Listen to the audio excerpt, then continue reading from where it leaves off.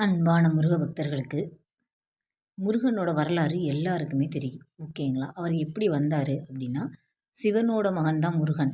ஆனால் அவர் கடவுள். எப்படி அப்படின்னா, சிவபெருமான் சிவபெருமானோட நெற்றியிலேருந்து 6 தீப்பொறிகள் வருது. இந்த 6 தீப்பொறிகளும் என்ன வாயு பகவான் என்ன பண்ணுறாருன்னா, சரவண பொய்கையில கொண்டு போய் விடுவார்.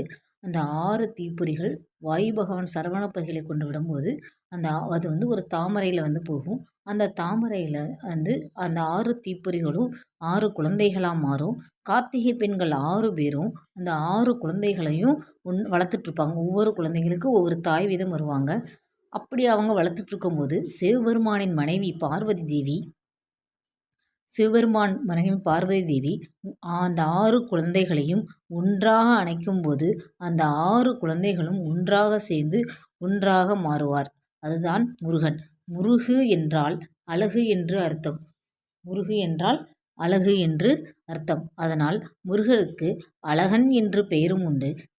அவருக்கு என மிக நிறைய பெயர்கள் உள்ளன.